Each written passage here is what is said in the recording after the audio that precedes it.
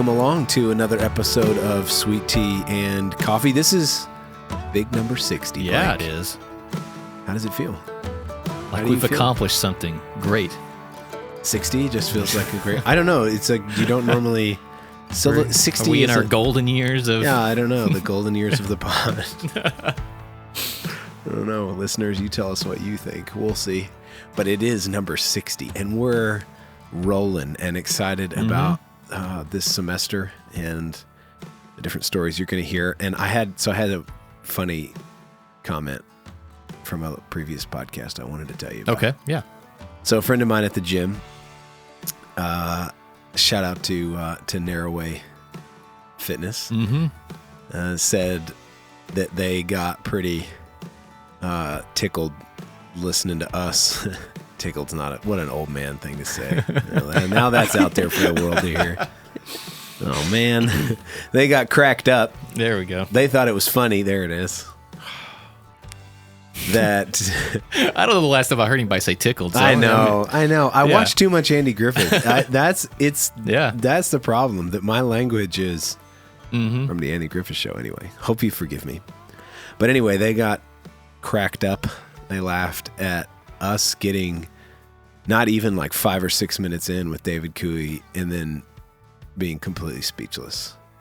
I mean, they said it came through in the recording of just uncontrollable laughter and then not being like we just were totally caught off guard. It was completely unexpected. Like I've had a few podcasts where it goes directions where we didn't expect, but like that was completely unexpected. And it happened Everything so fast. Yeah. I'm still stammering from the David Cooey experience. That being said, if you haven't listened to that podcast episode, you go back and listen to that one. Go back and listen. Man, we've had some good ones lately. Hope that you've been able to catch up and listen to all of them. We've got a fun one today. We've got Haley Chapman in the room. And you may not know Haley. Well, you might. You might know Haley. We gave her a shout out a couple weeks ago. We give her shout outs all the time. Haley is the designer of the sticker and all things beautiful at Fredonia Hill. That's right. They come from Haley. Haley's the one that creates and designs so much of what you see in and around the building and on our socials and on our website. And she's got a cool story, and we're going to get into it today. So let's go.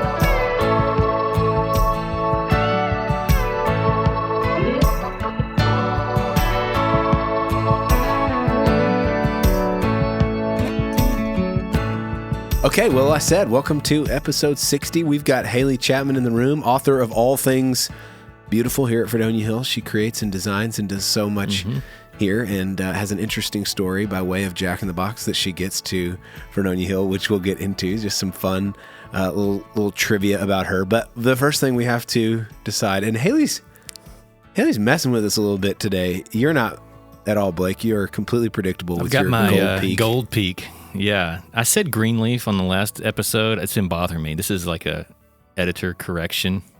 Oh, no. I said Greenleaf. I meant Gold Peak. So if y'all are buying me sweet tea, don't go buy me Greenleaf. We've never had to make a retraction on our podcast. The Greenleaf. Episode 60. They all goes down right here. The Greenleaf come in like a squared bottle. They don't. Well, no one believes it's you not now. as good, They don't and really it doesn't fit in my cup holder as well. But the Gold Peak, that's where it's at. I don't know. I don't think you can trust Blake for your sweet tea advice anymore. Is what I think. How many people have been out there drinking their Gold Leaf? No, mad at you, Greenleaf. whatever it was. No, I've just confused everybody even more. Yeah. Whatever. Haley, make sense of what's in front of me. So there is 2 cups. There's 2 cups. One is unidentifiable. This? One of them is unidentifiable. Oh, there we go. There we go. It's a branded Yeti. It is a water cup. It's a water cup. Surprise. So she's got water in a Yeti cup, but then she's also got a university coffee. Shout out to University. Clearly branded University Coffee Cup. Wow. I honestly went and got this prop specifically for this because I am team coffee and I couldn't come with no coffee because I photograph every guest and they don't always have a drink to state what team they are. So that's right. So your team I made coffee. A point. I am. How did that come to be? How did you become part of Team Coffee? Honestly, necessity. I think that I needed coffee to keep fueling me through the day. And so I don't really remember when I first started liking coffee, maybe high school or so, but I specifically remember summer 2019 at Java Jacks. not university, sorry. Loyal to both on recording, where I went basically every day. And since I was going every day, that's like an expensive coffee bill, right? To rack up, because it was during support raising for me. And so I was doing like meetings and things like that at Java Jacks, but I had to start liking black coffee because I needed to only spend $2 like max if I was spending it every day. So yeah, because what you have in front of us here wasn't $2. No, it's $4.33. $4.33. Now what is that? Yeah, because this is just an iced honey vanilla latte. Okay. Yeah, nothing crazy. It's not black. It's light enough color that I might actually be able to drink might try it, but then you would be mad that you tried it. You'd go off and I did go to university the other day, and because I have no idea what to order when I go into a coffee shop. Hold on. It was a strange experience seeing him there. Did anybody see this? People were calling me out left and right there. You must have been meeting somebody else because you would not go to a coffee shop. But Haley was there, luckily, and she was about to walk out the door. I was like, wait. You have to tell me what to order here. I like a tea would be great. Sweet would be Believe good. Believe it or not. And so sweet tea. No, it was a chai tea. But I have gotten those before other places. I have actually been to a coffee shop with you when you got one of those, so I can verify that Blake has. Yeah. Some range. If I'm in a bind and I'm at a coffee shop, I can find something. So. But she also told me they may have like a peach sweet tea. Yeah, like basically black tea with peach syrup. So I'm like, we can make you a peach tea. Like we can accommodate.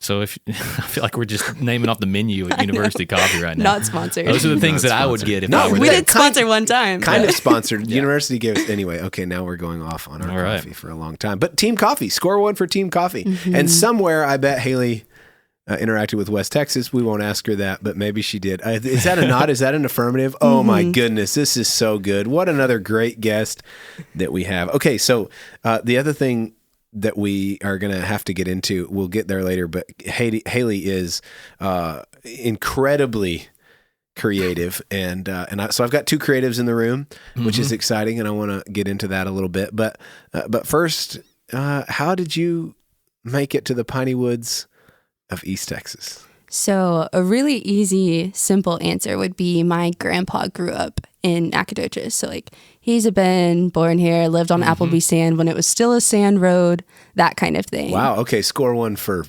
East Texas. Yeah, we've talked about that. That's before. roots. Yeah. Okay. For sure. And so, but growing up, I came to Nacogdoches all of the time. Like our family Christmases were at Millard's Crossing in an old building. Like I would run around Millard's Crossing, didn't even know what it was really, just knew like, oh, this is a building where we have a huge like extended family Christmas party. Like would come to the parades, like the Christmas parade, all of those things. And so like fast forward, I guess maybe middle school, my grandparents moved back to Nac. Like they had a period living in New Caney and then a period living next to us, like on the same property as us, kind of like a little compound moment, like both sets of grandparents living next to us. Very fun. But they moved back in middle school. And so from then we would come like maybe every other month to Nacogdoches. I only lived an hour and a half away in Cleveland, Texas, technically Tarkington, Texas, which is a whole other thing. My kind of like kit with that is that Tarkington is as country as it sounds. Like imagine smaller than Nacogdoches. Like people are like, oh, like in Texas, like people ride horses to school. And I'm like, no, like in Tarkington, that actually happens. Yeah. Like it is a stereotypical small town.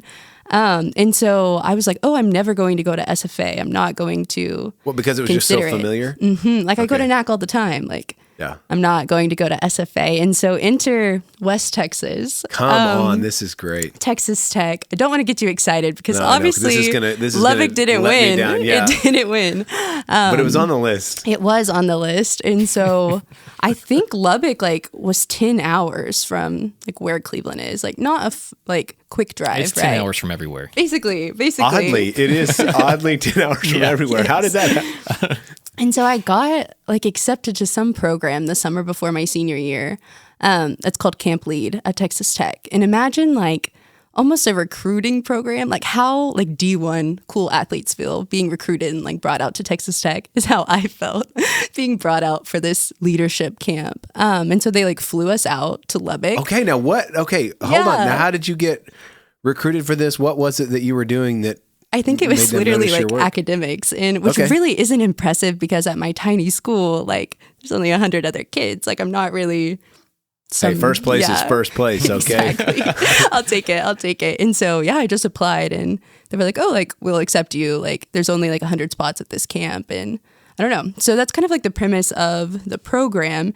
And so before that, like Lubbock was never on my radar. Tech was never on my radar. I was like, oh, this is probably good for college applications. And it was kind of like set up too to where the end of camp was the first day that Apply Texas opened, like for college applications. Oh, nice. And so too, our like camp counselors were really their like admissions staff. So it's kind of like this whole, not ploy because that sounds deceptive, but it's very much like. Sounds right to me. Brilliant system like, is what let's it sounds fall in like. love with like Texas Tech, like truly. And so I came out of there with like, I don't know, 10 tech shirts, like this leather portfolio, very much like convinced. Pretty much Kendall's whole, like, if you open up his dresser drawers, that's what it is. Yes. No. 10 tech shirts and a leather portfolio.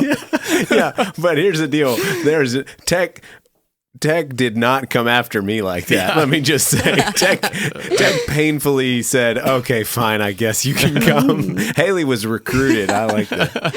So like as a 17-year-old, I was like, oh, this is great. Like it's all laid out before me. I'll just go to Texas Tech. And naturally, like we apply for Tech during the like last day of camp. Like the admissions counselors help us apply. And so everybody who went to camp got accepted like quickly after that. And you're also like top in your class, and that's a big deal. And you're applying to Texas state schools. Yeah, and so, for sure. Okay. Yeah. And so, so my whole senior year, basically, I was like the Texas Tech girl. Like everyone was like, oh, Haley's going to Tech. Like she has her dorm, she has her people. Like I already had friends, like basically like incoming freshmen friends.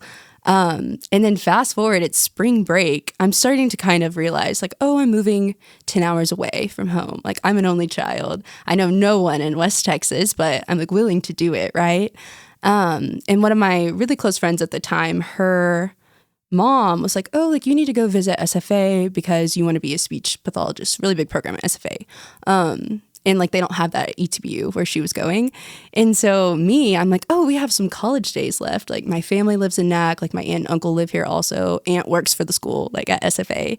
Like we'll just get my aunt to give us a tour and we'll get a college day. Like we'll like get a free day from school and go visit SFA. While my family's having a crawfish boil that we will also visit. That's right. So it all just worked out. It's part of the culture. You're just getting to know the community a little bit. Exactly. And so what's funny though is that my friend Bailey actually got convinced to like switch her application to SFA first because of my uncle at the time was just talking up Nacogdoches, right?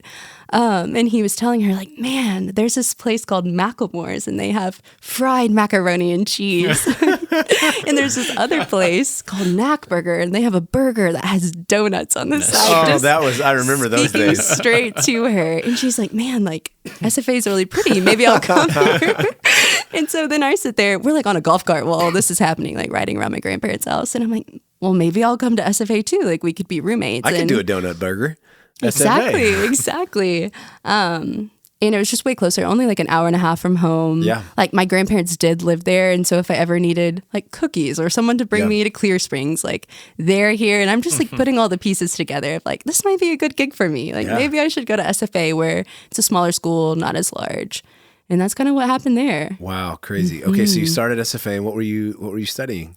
Originally nursing, and then I switched at orientation to advertising PR, which is what I ended up getting my degree in. That's where we have some overlap. I studied PR at Tech. Why did you? That's a pretty big jump from nursing to advertising PR. What's in that? Yeah, so I guess like all of high school, I either wanted to go kind of like the RD, like registered dietitian route, or like be a nurse practitioner eventually. And we had this club at Tarkington called HOSA, and they have it at different schools, but HOSA is basically like future health professionals.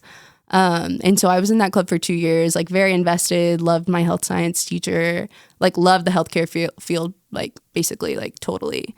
And HOSA is kind of interesting because it's almost like what you like see of UIL of there's these different events that you compete in. Like that was HOSA, but with healthcare events. So they would have like for high schoolers, like an EMT, like CPR competition or something. Literally. Yeah. Like how well you did it, like what your technique was like.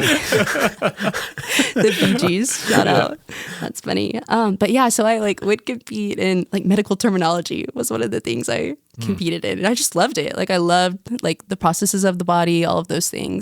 again, like almost as surefire as Texas Tech was as surefire as like nursing, like nursing program at Tech, all of these things. But also simultaneously was in the yearbook, like class and committee. Okay. And that's kind of like where creative things, design, all of those things started.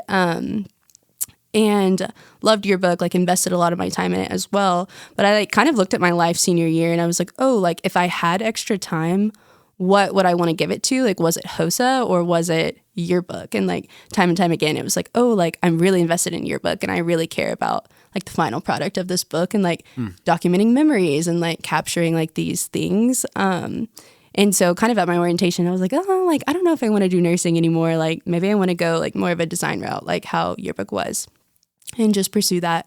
And so that's kind of what happened there. Like at orientation, I was like, went to one nursing thing, was like, yeah, mom, like we're not doing this. Yeah. And then like went to the advisor, switched my major. So it's stuck from there. Go ahead. So I think that we talked about this because I did yearbook in high school too. Yeah, so this is our Of course you did. And you were in a play. Have we talked about that? Dude. I was we need to talk in about all that kinds of plays.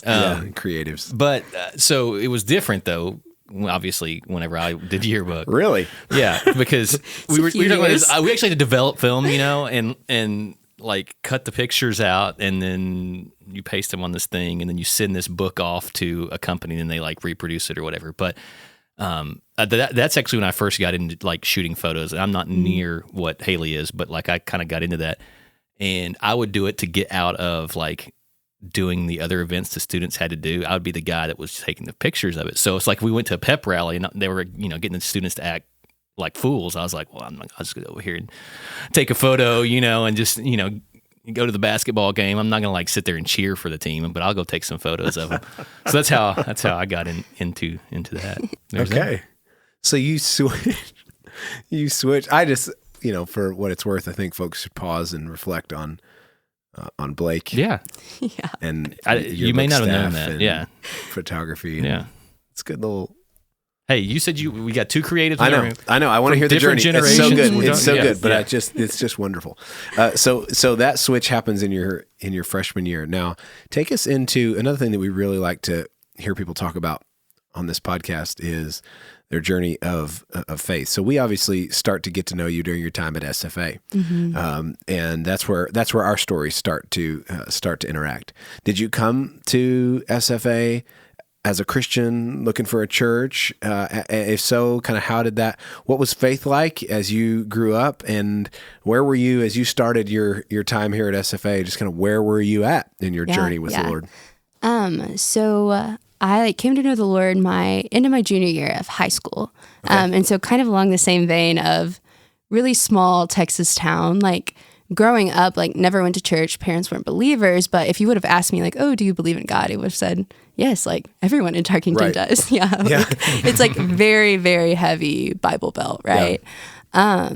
And so just kind of like didn't really know what that looked like could probably look at my friends' lives who were believers and think like, oh, something's different. But like to me on the outside, it's just like their church attendance. You know what I mean?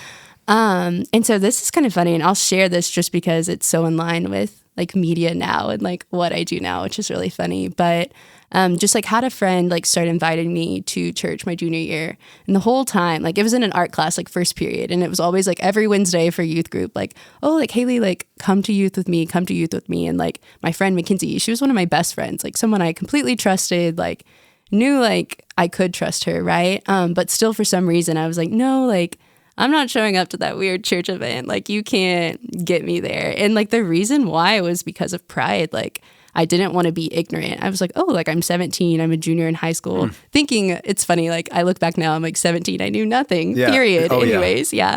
But at the time I was like, no, like I'm well respected. Like I've got it all going on. Like I don't want people to think that I'm ignorant or don't know anything, because I don't know the VBS stories. I don't know anything like that. And I thought that they would pop quiz me. I thought that I would show up. You can't come in unless you can quote chapter verse. Yes. And so I was like, ooh, I don't know what to expect. So obviously I'm not going. And instead of asking my trusted friend, like, hey, can you tell me more about what this experience will be like? I just started researching. And so like I had been to a VBS once, and it was at a Cowboy Christian church with one of my other friends. Tarkington again. And I remember going and saying like, oh, I'm not going back to that. That was so odd. That was in maybe 3rd grade. And so, but there I'd like gotten one of those pamphlets that like had the gospel presented on it. And so I was like, okay, like I read that pamphlet. I think I prayed that prayer. I don't really know what that means. So I had a little bit of a basis, but I started researching online, like, what does it mean to be saved? Like, what does it mean to be a Christian? Interesting. And like where it led me was gotquestions.org. Like that's like such a huge part of my story was learning what that looked like. And just kind of like through that process, like honestly, like what did it was like learning about kind of like the concept of depravity, which obviously couldn't like eloquate at the time at 17, but like I thought that I was good. And what I was met with was, oh, like there is no one that's good. Like absolutely like not. And just kind of having to wrestle with that. And finally, like it was April Fool's Day, like April 1st. This is so probably like August to April, I'm researching and like still feeling like I don't That's fascinating. know enough, right? And it was just kind of like met with like, oh, okay, like I can't do this. Like I like can't depend on myself anymore. Like I wasn't created to depend on myself, and like I'm a sinner. And so like therefore like I actually do need God. And so like I'm gonna trust him. And I think like all of the things that I've read like line up to be true. And like didn't know at the time like, oh, like that was my point of like surrendering to the Lord. But then went to youth group, was so welcomed, was met with so much. They didn't quiz you as you walked in? They didn't. But I was prepared. Yeah, that's right. And they didn't. So yeah, and then like just got really plugged into youth group. Then it was senior year and it was like, we're seniors, so we're kind of leading youth group. And I'm like a 4-month-old Christian and just kind of hopping in with my friends and doing the thing and like allowing the Lord to like just sanctify me in the process and like teach me so much in the process. So that senior year of high school, enter SFA, like am a believer, am looking for a church, wind up at Fredonia Hill 101, RIP. Do you remember that? Okay, yes. It's been a minute. Yeah, it's been a while. It has. So that was fall 2016. Kendall, you were still the college pastor, and it was all of the ABs plus you in one life group with just maybe 5 freshmen. Yeah. It didn't last long. No. But you were in there. It was so like funny. Me, Kyle Vyers, now Abigail Vyers. Yeah. Crazy, they're married now. Yeah. Just a little handful of us. Yeah. Yeah, so that's how you, just what, relationally, just were invited or just figured out who we were? How did you research online? It's got to be the answer. I love that. Absolutely. Started going to like a different popular college ministry with my friends, like the very first week of school, because I think I had like maybe 10 people from Tarkington come to SFA, which is a lot because that's 10% of my school. Yeah. Like, people were calling it 13th grade. They were like, oh, SFA is 13th grade for Tarkington. So I had at least like 4 Shout out to the Tarkington. Very close. What do we got? What's the Longhorns? Way to go, Longhorns. But they're maroon.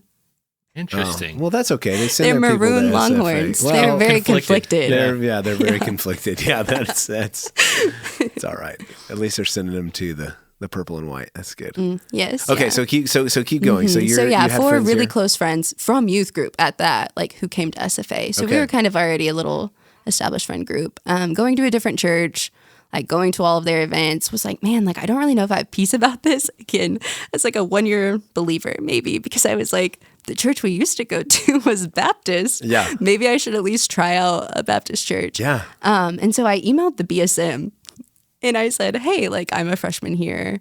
Can you like talk to me about different Baptist churches in the area?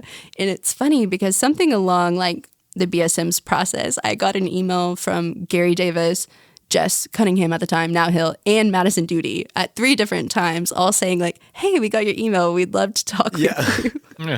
Madison is the one that won out. Way to go, really Madison. Cool. Now my current roommate. Yeah. Which is also wild. Just like the process that the Lord like brings us down. And yeah, so we talked. Madison went to Fredonia. I was like, I should try out Fredonia. And then I think I came, like the first time I came was a Sunday in October with a friend from home. I kind of dragged her here and was just met. It's funny, like talking about culture of welcome now and how it's something that like is something we value.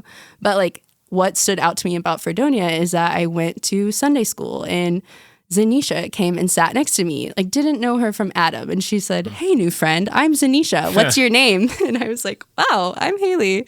And then went to big service where a family, I don't even know who, came. Wait a minute. That's called big church. Big church. We need to get that right. Small church, big church. Yeah. The worship service in our worship center, not our sanctuary. Oh, yeah, whatever. Yeah.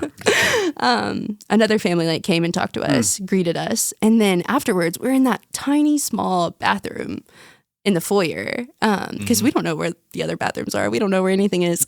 And two like older women were just chatting with us, and they were like, "Oh, are y'all college students? Like, nice to meet you." That's awesome. Like, man, like I bet one of them was Miss Janice. Looking back, like I don't remember now, but just was met like 3 different spaces of very welcoming people, and I was like, oh, like this feels like Oakshade, like it feels like my home church, and I just like appreciate like how they pursued us, and so I'm gonna come here, and I'm like, my friends are gonna stay at the other church, and like I'm gonna be okay, and the Lord's gonna sustain me, and I can just like do that in obedience, and here we are.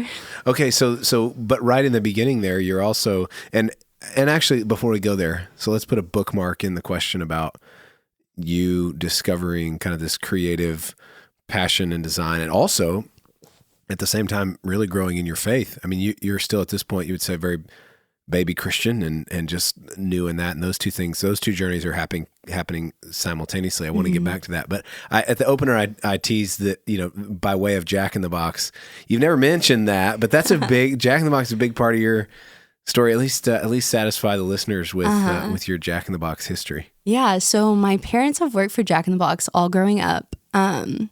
I guess like the very first thing that my parents did was that my mom was like a general manager for 6 stores in the Houston like Conroe area. And so like growing up, like we spent a lot of our time at Jack in the Box, and I basically grew up with free Jack in the Box as well. I was like, oh, like people pay for Jack in the Box? That's weird. Like I get it for free.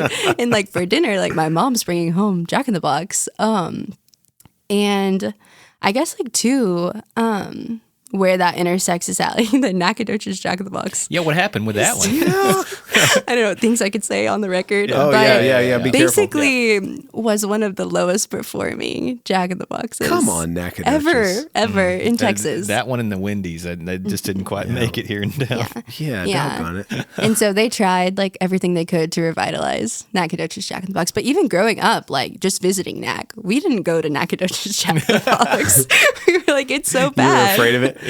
Okay, so here's why I just, this is silly, but Jack in the Box was a key spot in my spiritual formation because, amazingly enough, because of how cheap the tacos were, right? I don't remember what it was, when I was in high school, I don't remember, but I think you could get a bunch of tacos for I'm sure $1 2 for 99 cents. Yeah. Okay. So that deal was that deal facilitated a ton of my conversation with these other guys that were in this accountability group that I've talked about before. But we spent a lot of time at Jack in the Box because of the tacos, and some time at Wingstop. But there's a lot of spiritual formation for me happened in the Jack in the Box booth over some 99-cent tacos. So incredible. Yeah, I wanted to ask about Jack in the Box. Okay, bring us back to your freshman year. For sure. So here you are growing in your faith. You're now pursuing that at a key moment, because for a lot of people that's a really key moment. When I go from high school to my time in university, that's a time where a lot of people go, you know what, I'm doing my own thing, and I'm going to maybe not choose to continue to dive into my faith. But you chose the opposite. This was still new for you, and you chose I'm gonna dive in. And so you're doing that. And at the same time, you're on this new adventure of PR and marketing, and kind of going, okay, what are these passions for design and creativity and art?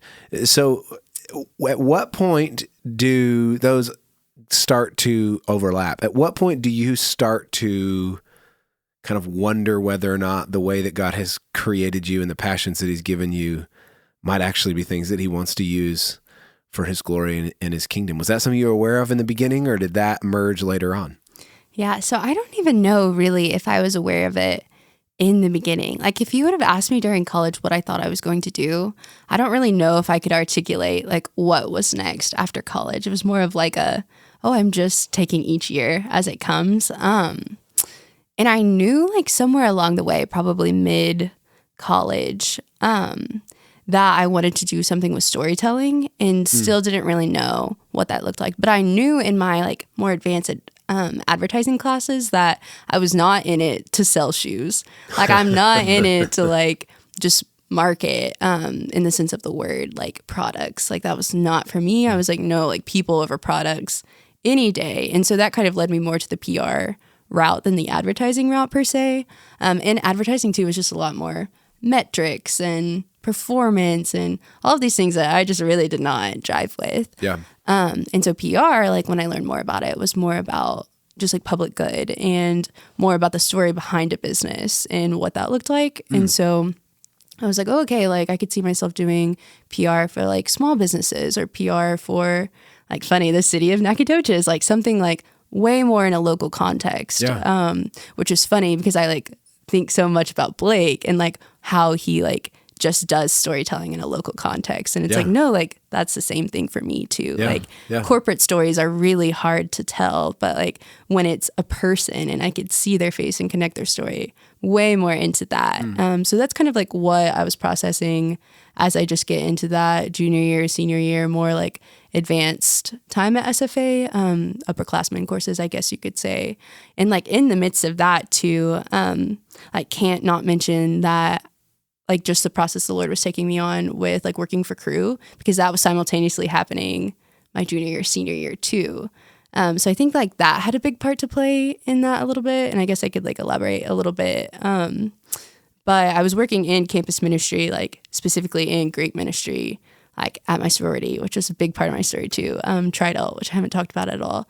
But like doing that, I was like, oh, okay, like I'm part-time like student staff for Crew. Like I don't even know or care like what my degree is about anymore, because I'm so invested in like what the Lord's doing like in my campus and specifically like in my sorority house. Like maybe I want to do this like after I graduate. And so that kind of like was a big part of where my brain space was also. So I wasn't really thinking about jobs past that, I guess. Yeah, but you were refining, maybe is the word. You were figuring out and being able to articulate your love for the telling of stories. And I think that's something that, well, I didn't know, when I switched my degree to PR, I didn't know about the heavy journalism focus that's in it, that, built within that is telling stories. And so much of, like you were talking about your classes as an upperclassman, you're being trained to report and interview and tell story. Now, so in a certain way, you're going to tell a story in a certain way, but that was a surprise to me. And that's for you where you started to really discover your love for storytelling. And at the same time, you're saying that you were also just deeply immersed in the stories of and the lives of the people that were in your proximity within your ministry, and then also within the sorority house. So that's your junior and senior year. And so I guess at some point you've got to go, okay, it's decision time. And I know for you, this is a moment where it is a big decision. You're wrestling with, do I go somewhere? Do I stay in Nacogdoches? There's so much that has been done here and feels undone here. Do I stay? At some point you got to make a decision. Yeah. How did that happen for you? Yeah, so it's funny, if you go back on my Instagram, there's actually a post. I think it's like me. I was on a road trip with friends from Fredonia in California, and the caption reads, like me when people ask if I'm staying in Nacogdoches after I graduate. And it was like me like doing peace signs or something, like basically along the lines of like, I'm getting out of Dodge. And I would say like at the time I did love Nacogdoches, but I also just imagined myself like living in a bigger city, like because coming from Tarkington to Nac, like that was a huge step up. Like we had Chick-fil-A in driving distance. And so I was like, oh, I haven't lived in a big city. Like I probably do like want to pursue like some ad PR job like in a bigger place, right? And so that was probably junior year. I like was still thinking, oh, I'm not like going to stay here. And then like started like the process of like working for crew junior, senior year. Was always on track to graduate a little early because I came in with dual credit hours. And so I was like graduating December 2019, one semester before all of my friends. And a big like pull for me to stay in NAC was all of like one, like just ministry like left to be had, like my senior year at Tri-Delt, like probably the biggest time of influence that I could ever have. And then two, like I didn't want to miss out on that like last semester of senior year, right? And so I like graduate early in December 2019, don't really have a plan, but I'm still like committed to a year of working at crew. Like that would end in the summer, was my term. And so I was like, oh, okay, like I have a job, I can stay here, I can still be with my friends, I can still do ministry, and just kind of finish that out and then figure out what's next afterwards. Like I might want to stay in NAC, but I also could go do X or could go do Z. Like it's kind of world's my oyster, right? Yeah. At this point, like there's no pressure to figure out what to do because my grandparents live here also. And so it's like, oh, I'll just go live with them for free and figure out like during the semester while all my friends graduate, right? And so that's December 2019. January 2020, I'm still working for crew. And a job like position comes up for the city of NAC. It actually like was open since November. Like before I ever even graduated, I saw it. And it was a marketing position at NEDCO, which is like our economic development corporation here. Small office at City Hall in NAC. And I saw that and was like, wow, like no marketing jobs ever open in Nacogdoches. Like there are two marketing firms basically here, very established. Like they don't really hire like often, not younger people at that. And so just like didn't really think there was a possibility for me to stay and do something that like felt meaningful, like in that way of storytelling as a career. And I see that in November and I'm like, man, like that's really cool. Like I would be interested in that. But also, like, I don't really know if that's like what I want to do. And I have this commitment to like finish working for crew, basically. And so I end up applying for that in January, get the job in February. That's just a really cool process. And then March, I'm 1 month into my job at City Hall, right? At economic development at that. March 2020, all my friends go like leave for spring break. And I'm like, man, like I don't get a spring break anymore. I'm an adult. First off, that's like messed up. Who created that system? And then they don't come back because COVID. Yeah. And I'm like, ooh, that's really weird. Meanwhile, at NEDCO, it's like, Haley, you've been here for 1 month. Help us save the economy. Yeah. Which is just a really funny process. So yeah, somehow along the way, I got to talking about NEDCO. And I don't really remember what your original question was. But like one really meaningful thing that came from that and that helped me kind of articulate storytelling even more was during that time at NEDCO, like what we got to focus on was not like large scale economy things, like bringing big industry to NAC. It was helping like our local businesses survive, like helping make like just posting graphics that helped like communicate their new hours and like who was doing curbside, who wasn't. And I just remember like one of my only like viral social media marketer like claims to fame was like a post that was about just all of the different options like that, like during COVID of curbside, blah, blah, blah, for all of our local businesses that got like 33,000 reshares and like likes, comments. And I'm like, that's the population of NAC. Like basically every person who lives here shared it. There you go. And so that just like felt really cool in the sense of, oh, like I can see how communicating this is important and like it just like is a really tangible way to serve like our local businesses. And like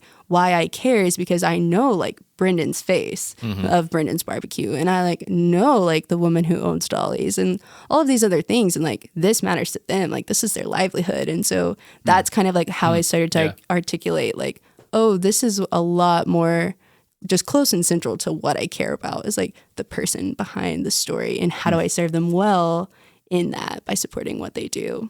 So you almost get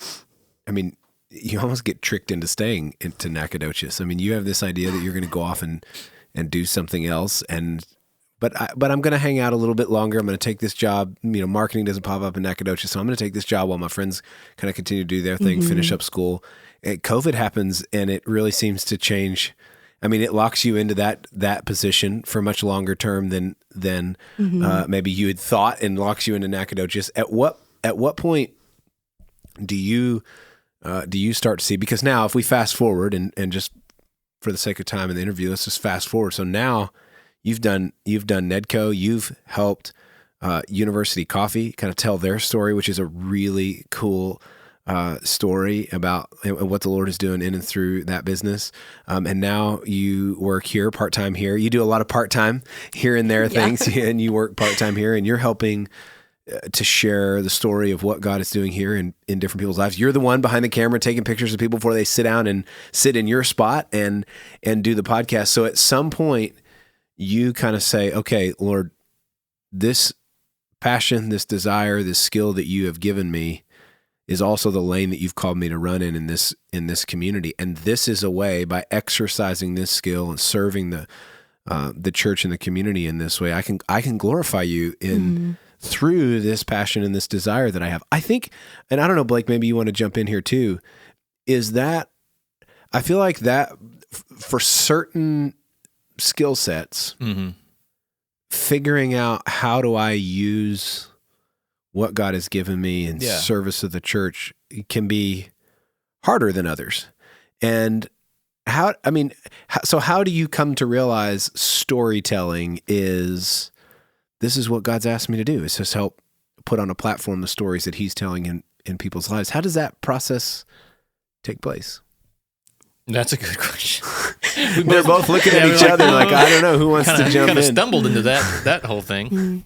I don't know. That's a really interesting concept, and because like with music, I saw my uncle playing Desperado on stage with a guitar, and I was like, oh, hey, you can use a guitar in church, and that was like very clear cut. You needed permission to see that. And maybe it's a similar path of like, okay, like what can you possibly do? And I don't know. I think maybe as creatives, we think outside of the box a little bit sometimes, and so maybe it's seeing things that aren't directly there in front of you and trying to figure out how that materializes. I don't know. What are your thoughts? I'm kind of thinking back to just the process I kind of had to go through with photography. Also, another part-time thing we'll just throw into but storytelling. The mix. I mean, that's... yeah, for sure. And so I kind of knew as I pursued photography deeper, at the same time of like me graduating, learning how to run a photography business, I knew that like what I wanted to capture was storytelling based. And I knew that like the pictures that I was taking like wasn't just a picture, but it was a moment, and like what it was like just a freeze in time of like that could illustrate the Lord's faithfulness like to like the people. So I think about weddings, like weddings are so special and unique because one, like it's a day of covenant, like before the Lord. And two, there are just so many relationships that exist within a wedding day between family, between friends, like high council kind of people who are in their wedding party. And then of course, like bride and groom together. Yeah. And so as I'm like learning that process, through like 2020, 2021, like before I ever like get to work here, I'm realizing like, oh, like photos can illustrate a much larger thing, and like I get to glorify the Lord through photos, like through storytelling, and then get to see that a little bit with All My Hope. Was kind of like a contracted photographer for the All My Hope pictures, and so kind of like one of the things that was really cool too. Man, like I honestly forgot about the story until just thinking about it. But was okay, like as you take people's photos, like in this tiny little room back here, little closet that I'm taking people's photos in, like ask them like what their response was, and just like what they choose to share is what they choose to share. And so I'm sitting across from just countless people in our church who have chosen to fill out a response, and then like taking their photo, and I'm just asking them like, hey, like this photo isn't necessarily like you smiling and just getting done, but like I would love to hear like how you've seen the Lord's faithfulness. And I just remember walking away from each of those misty. Like the people are also just a little misty, like recounting the Lord's faithfulness. And I'm like, man, like that also shows in this photo. Like it's not all glee and joy. Like it's just kind of reverent and more sincere and a little more solemn. And that was the first time I got to do that really in that avenue for Fredonia. And I was like, man, like this is so meaningful, and there's space to do this. And like, I can just see how like I can glorify the Lord in this process. And so that was like a really cool process for me before I ever even worked here, of just seeing like these stories in Fredonia Hill and how I could be a part of that in a really small, like, volunteer way. And just really like being impacted by the story behind the photo of each person. Well, I think it's a fascinating journey. I think everybody has to wrestle through that. God, what are the gifts and skills and passions and desires that you have given me? And then some of those things need to be surrendered. Some of those things need to be laid down. Well, all of it obviously needs to be laid down, but I mean, some of it we don't pursue. Some of it we don't come after. And then others of it we do, and we discover how God wants to pick up and use some of those things. And I think that's a fascinating journey, especially when you're talking about more, you use the word outside the box, more kind of outside the box sorts of skills. I think often we think, well, the only people that are really useful in churches are nursery workers and teachers, and those are great, and we need many of them. But there's a place for and a deep need for the creative side of the body of Christ, and I think we're missing that a lot. Haley, I want to kind of close here because I love the idea of storytelling, and it's my opinion from a non-creative person, but it's my opinion that one of the most important things that we can be doing right now, and I think you see that in our podcast and a lot of things that we do here, but one of the most important things we can be doing right now is telling a story and telling our story, listening to the story of others, storytelling.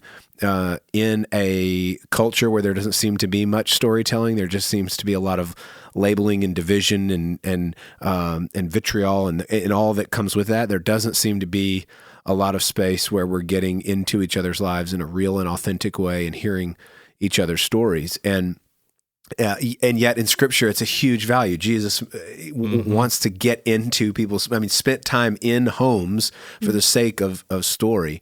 Why do you think, and I'll get to my question, why do you think that storytelling is one of the most important things that the church and people within the church can be doing right now? Why do you think it's so crucial, and what have you seen as its impact?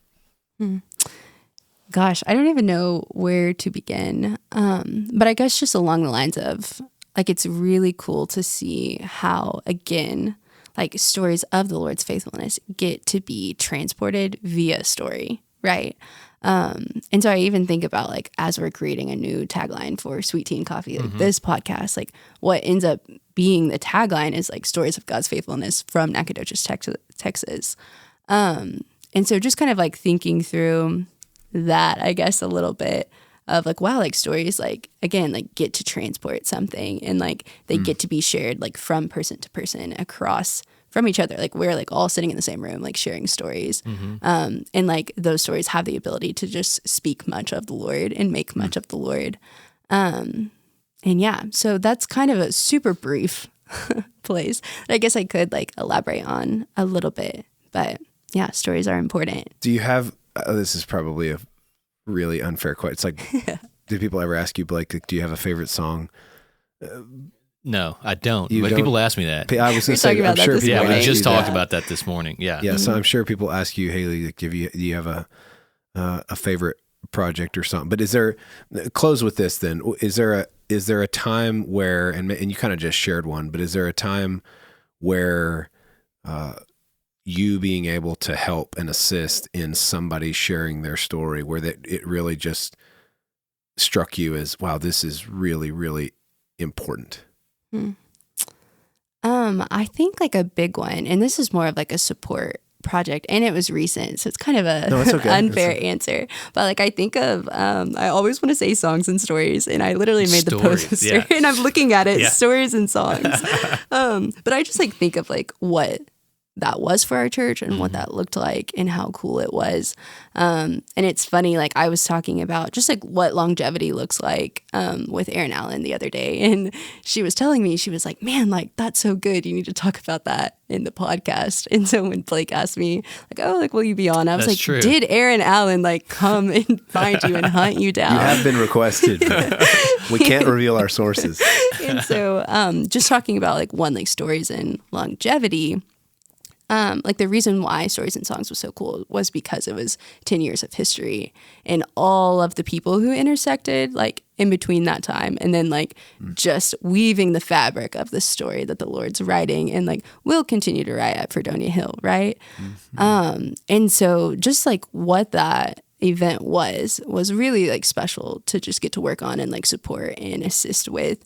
But just the idea of longevity of, like the longer you spend in a place, like the more your story is going to weave into someone else's. And the more that those are going to be interconnected and just what that looks like. And I can't speak much for longevity with only 6+ years of going on here, like working on my 7th. But even in that, like I can see the Lord's faithfulness, and I can see all of the little pockets of like the first like life group post Fredonia Hill 101 that I went to like was at Holly and Andrew's house, and what that kind of looked like. And now 6 years later, like I get to volunteer, like as a college group volunteer in that very same place. And it's just like what the Lord has done in between that time, and like sitting at Stories and Songs and like listening to stories just of like people that like I've gotten to see through that time as well. Like I just can't like look at that and disconnect it from the Lord's faithfulness. And I think that's kind of what stories do. Like the more you talk about stories and the longer of a duration they are, like you can't disconnect them like from the Lord's faithfulness and how he sustained and how he initiated all of those things. So I think that's kind of the big draw of stories for me and what that looks like. Wow, that's so good, man. What a profound statement. The longer that you stick around, the more that you see your story intertwined with others. And it's profound, I think, in a day where we are in such a hurry in so many things. We're so busy. We're so in a hurry. On to the next thing, That's right. And don't we carry that over into relationships too? You know, we just, if people don't fit in our little time block, we're quick to move on and but linger, hang out a minute. One of my favorite things that I learned about Sabbath is the idea that, you know, that God creates this 7th day as a time of rest, but it wasn't this deal where, okay, God's tired and needs to rest, but the whole idea is in all the good that God has created, God makes space to enjoy what is good. And that for us, the experience of Sabbath ought to be the enjoyment of our Creator God, making time to stop and just enjoy God's presence, and also linger in and enjoy the presence of those that God has gifted us with as family and friends, and slow down and enjoy the harmony of relationship that God has given us. And that's a powerful word. Haley, thank you so much for sharing your story. That's exciting. And man, another West Texas connection. The scoreboard is getting lopsided. I'll just say this scoreboard. I mean, we're literally in East Texas right now. I know. So. How are you not winning this? This is amazing. It's okay. But that's true. Yeah, I actually live here.